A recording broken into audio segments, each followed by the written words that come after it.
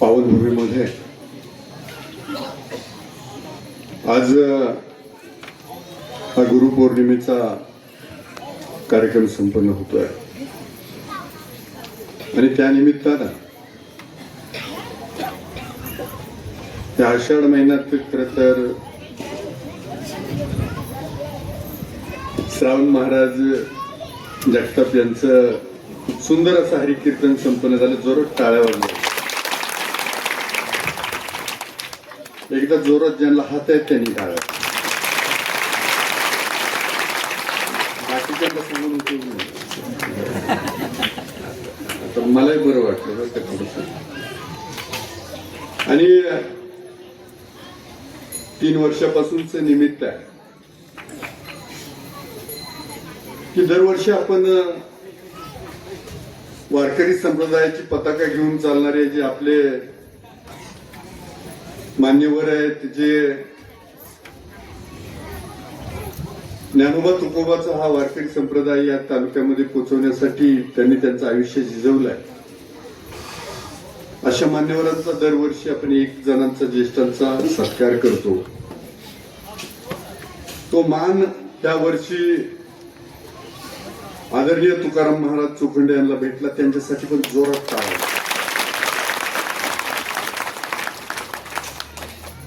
आणि त्यानिमित्तानं त्यांचा सपत्नीक इथं सन्मान होतोय. आणि आपल्या सर्वांचे आध्यात्मिक गुरु, त्यातल्या त्यात अक्षय असेल, मी, अशा बऱ्याच जणांचे जे आध्यात्मिक गुरु आहेत, योगी केशव महाराज चौधरी यांचे आज गुरुपूजन होतंय. त्यांच्यासाठी पण जोरात टाळ्या. या निमित्तानं अगस्ती ऋषी वारकरी शिक्षण संस्थेचे आमचे सगळे बालगोपाळ उपस्थित आहेत. त्यांचे गुरुजन उपस्थित आहे. कोतुळेश्वर वारकरी शिक्षण संस्थेचे पण आमचे गोडशेदादा नितीन महाराज नाही आहेत, पण गोडशेदादांनी त्यांचे जे वारकरी ही सगळी चिमुकली मंडळी उपस्थित आहेत. त्याचबरोबर हरिश्चंद्रगड परिसरामध्ये खरं तर आमचा ज्ञानोबा महाराज पडवळे अशिक्षित महाराज, आता त्यांचं वय 75-80 वर्ष असेल, त्यांनी तिकडे वारकरी संप्रदायाची पत्रिका पोहोचवली आदिवासी भागात. आणि आज त्यांचाच वारसा घेऊन दत्तात्रय महाराज लांगी आणि त्यांचेही सगळे विद्यार्थी इथं उपस्थित आहेत. त्याचबरोबर जोंधळी महाराज आणि त्यांची वारकरी शिक्षण संस्थेची सगळी मंडळी उपस्थित आहे. खंडेश्वर वारकरी शिक्षण संस्थेचे सर्वजण उपस्थित आहे. आणि आमच्या चेंदर ऋषी वारकरी संस्थेचे पण विद्यार्थी उपस्थित आहे. आणि आमचे तळपे महाराज पण उपस्थित आहेत. अगस्ती देवस्थान ट्रस्टचे आमचे अध्यक्ष केडी यांना आणि त्यांच्याबरोबर त्यांचे सर्व सहकारी आवर्जून उपस्थित आहे. खर तर किशोर महाराज धुमाळ पुण्यावरून खास करून लवकर आले असते तर अजून एक मृदुंग घेऊन आम्ही उभं राहिलो. ते पण वारकरी शिक्षण संस्था तिथं आळंदीमध्ये चालवतात आणि खूप त्यांचा सुंदर असा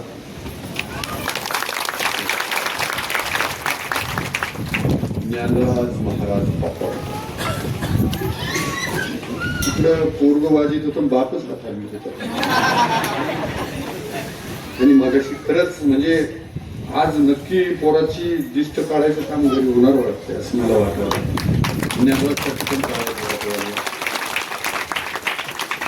इंद्रभानचा आवाज किरण महाराज आणि इंद्रभान कोलाळ म्हटलं की गाण कोकिळा. त्यांचं करावं तेवढं कौतुक खूप कमी आहे. आमचा नितीन महाराज देशमुख जोरात आहे, काय अडचण. त्याचबरोबर चंद्रकांत महाराज चौधरी, रोहित महाराज राक्षे. रोहित चांगली आता नवीन शिक्षण संस्था सुरू केली आहे खंडेरायाच्या चरणी तिथं महादेवीला आणि जोरात आहे त्यांच्या याला. महाराज खरं तर ह्या वारकरी शिक्षण संस्था एवढ्या 5-7 वर्षामध्ये आमच्या तालुक्यात इतक्या सुरू झाल्या आणि त्यांचा आम्हाला मनस्वी आनंद आहे की त्या पात्रतेच्या त्यातून किती कीर्तनकार घडतील, किती गायनाचार्य घडतील, मृदंगाचार्य घडतील हे मला माहित नाही, पण त्या हिंदुस्थानाचे चांगले नागरिक मात्र नक्की घडतील. अविनाश महाराज वंडेकर, संदीप महाराज थोरात, योगेश महाराज पांडे, सतीश महाराज वैद्य, दत्ता महाराज डांगी घेतले नाव त्यांचं, विठ्ठल पंत आमचे राममाळावरून तेही उपस्थित आहे. त्याचबरोबर गणेश महाराज वागचोरे, सदगीर महाराज, त्याचबरोबर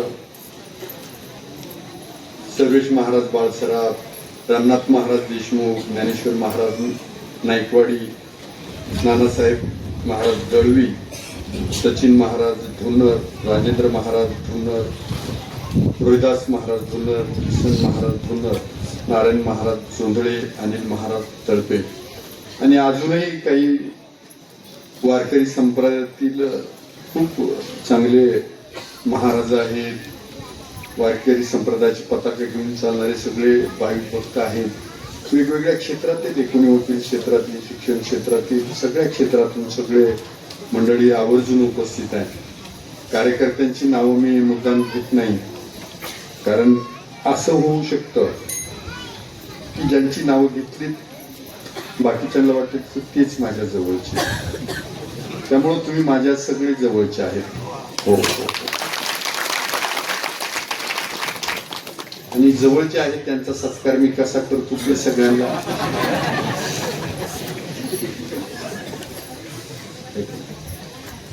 त्यामुळं आहेत. महाराज मला तुम्हाला सांगायला आनंद वाटतो की माझे 99% कार्यकर्ते निर्व्यसनी आहेत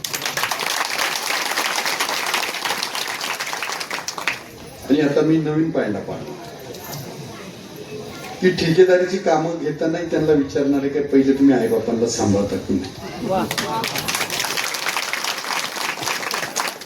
म्हणजे तसं सगळं या असं आमचे मनकर साहेब तिथून म्हणत असतील हा थोडा वेगळा चालले आहे, म्हणजे ते मला म्हणत असतात की राजकारणात तुम्ही कसे आले चुकून, म्हणजे हा फॉर्म्युला तुमचा चालला तरी कसा, हा मोठी गोष्ट आहे.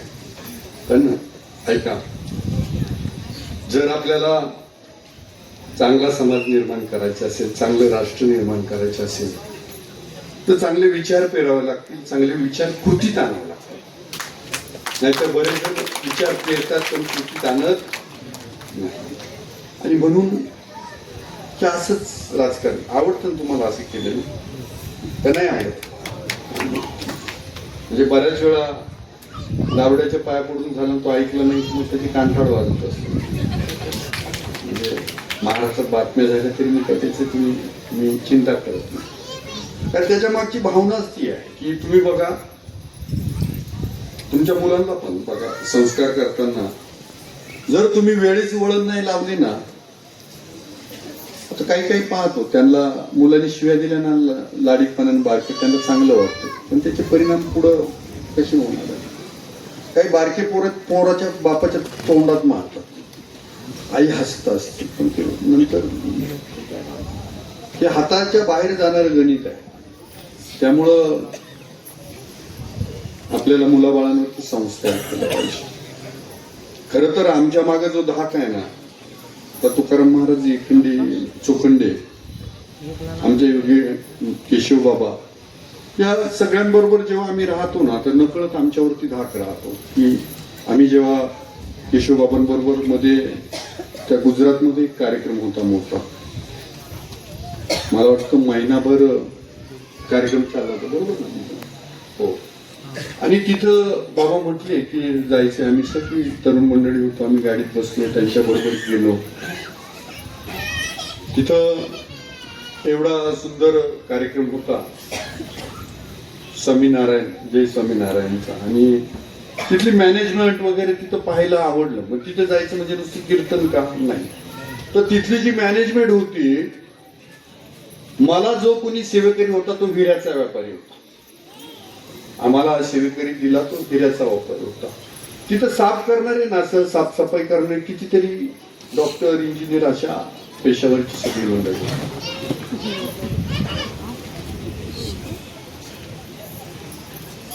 त्या लेकरासाठी टाळ्या.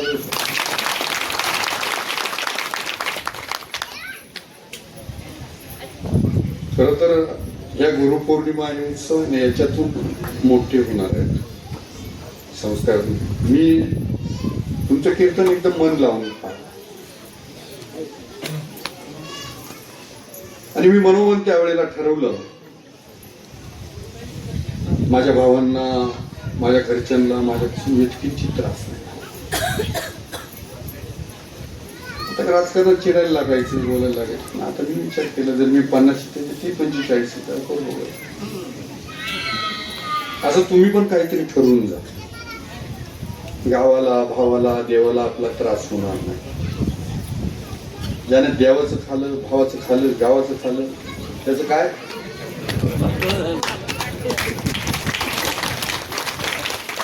असं सगळं. आणि अगस्ती महाराज तर रावणाचा वध करायला त्यांनी प्रचिती घेऊन पहा तुम्ही. अगस्ती महाराज, तुम्ही थोडं विचलित असाल, ताणतण, अगस्तीचं दर्शन घ्यायला गेलं. मी बऱ्याच वेळ येतात, म्हणजे नादान पुढाऱ्यांनी मला त्रास दिला, तर मी इथे अगस्ती महाराज. आणि मग एवढा मला चांगला गुरु भेटला अगस्ती ऋषी, तर मग मी विचार केला इथं गुरुपौर्णिमा करायची. तर करायचं काय करायचं, तर मग या सगळ्यांनी पिढ्यांना असतील, आमचे राजेंद्र महाराज, बाकी सगळी मंडळी भेटली, राजेंद्र महाराज नवले, ही सगळी मंडळी भेटली. आणि दीपक महाराज देशमुख नाही येतात पुण्यात, ती भेटली. म्हणजे मग आपण असा उत्सव सुरू करू. तो उत्सव इतका बरंच चाललाय की वर्षानुवर्ष वाढत चालला. आता गेल्या वर्षापेक्षा आज गर्दी आहे, पुढच्या वर्षी अजून गर्दी राहील आणि गर्दी पण राहते. म्हणजे शेवटपर्यंत महाराजांनी सांगितलं मोबाईल बंद, खरोखर बंद केले. एकदा तुमच्यासाठी टाळ्या वाजल्या. नाही तर मग काही कार्यकर्त्यांना हॅलो हॅलो करायचं, बाहेर गेले. मी म्हटलं म्हणजे असं सगळं. आणि आज खर तर तुकाराम महाराज चोखंडे यांच्याबद्दल बऱ्याच जणांना तिकडे आढळा परिसरात माहिती आहे, बाकी वारकऱ्यांना माहिती आहे. तर ते लहानपणापासून माळकरी आहेत, वारकरी आहेत. त्र्यंबकेश्वर, आळंदी, पंढरपूरच्या दिंडीचे वारकरी आहेत. एक अध्यात्म पसरवण्याचं खूप चांगलं कार्य त्यांच्याकडनं होत आहे. बाकी कुणीच्या या